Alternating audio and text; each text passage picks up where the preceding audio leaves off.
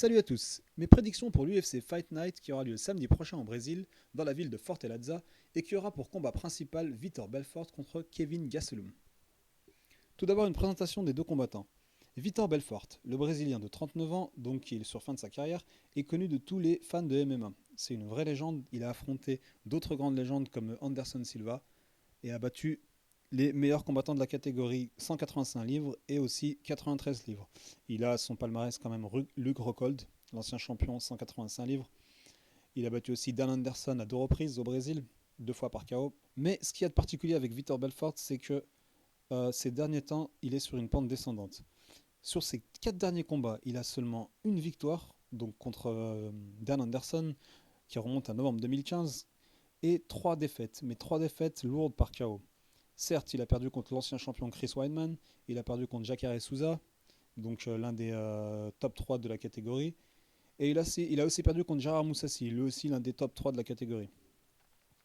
Mais le vrai problème avec Vitor Belfort, c'est pas tellement son âge, certes, qui est sur la fin de sa carrière, mais c'est aussi depuis la nouvelle politique USADA, donc la politique antidopage de l'UFC, on voit vraiment que son corps a changé. Lui qui était si affûté, que ce soit à 93 kg, donc la catégorie mi-lourd, ou à 185 livres ou 86 kg, la catégorie moyen, poids moyen, le corps de Victor Belfort et donc ses performances physiques ont complètement changé.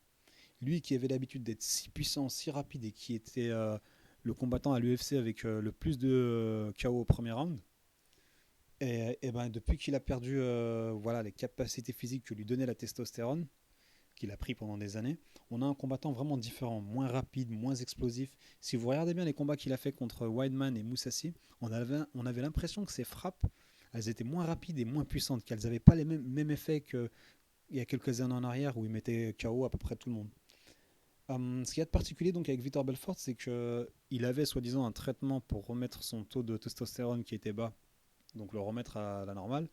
Donc il avait une espèce d'autorisation. Mais depuis une politique stricte de l'UFC, donc avec l'organisation USADA, il est plus du tout le même.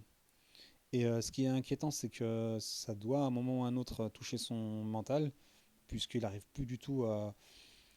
C'est pas juste qu'il perd ses combats par KO, c'est qu'il arrive à rien offrir de dangereux, à trouver aucune ouverture, que ce soit en stand-up ou en grappling ou en jiu-jitsu.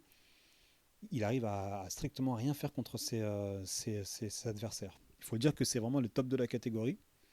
Mais voilà, sa boxe qui reste toujours très dangereuse, son JJB, Jiu-Jitsu brésilien, qui est aussi l'un des meilleurs de la catégorie, est toujours là. Il n'a pas perdu ses facultés voilà, techniques. Il est toujours explosif, mais je pense que tous ses points forts aujourd'hui sont plus comme ils étaient il y a un moment déjà. Et depuis 2 3 ans, c'est plus le même combattant. Par contre, ce qui a changé aussi, c'est qu'il est donc moins rapide. Son cardio, ça n'a jamais été son point fort. À partir du deuxième round, Vitor Belfort a l'habitude voilà, de pêcher un peu sur le cardio. Par contre, il reste dangereux sur le premier round, hein, même encore aujourd'hui. Mais on l'a vu, même son menton, il n'est plus aussi solide qu'à une certaine époque, hein. Il y a peut-être l'âge aussi qui joue, 39 ans, tous les coups qu'il a pris, que ce soit en entraînement ou sur les 20 années de carrière, hein.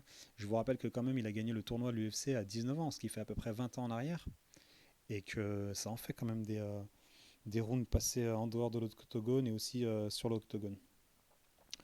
Voilà, je lui donne quand même une chance au premier round, parce qu'il a l'expérience pour lui.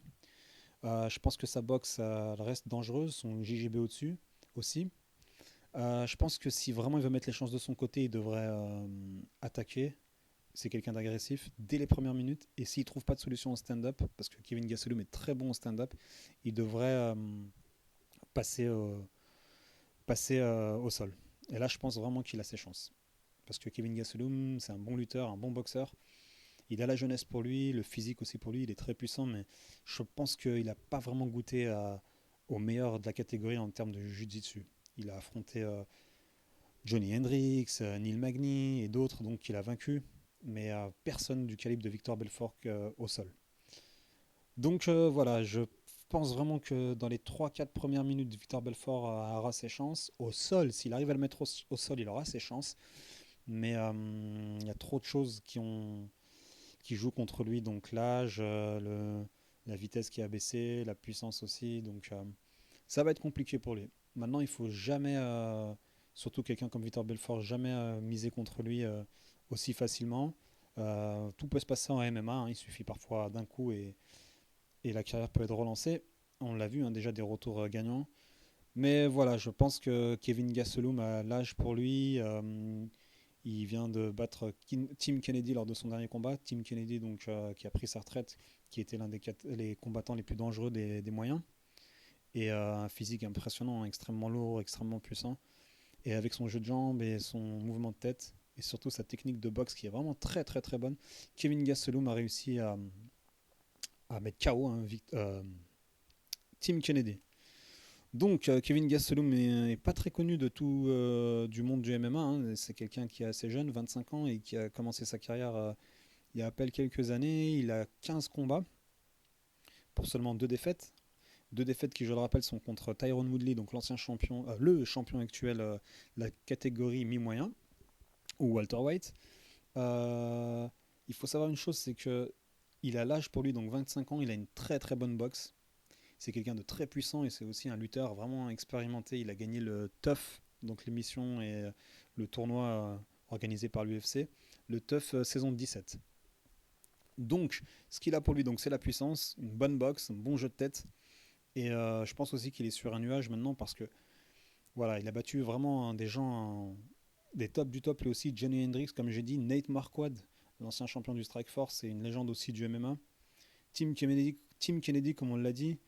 Et la particularité aussi de Kevin Gastelum, c'est que en fait, c'est quelqu'un qui a combattu en mi-moyen, donc à 170 livres, et il a eu des gros problèmes pour faire le poids.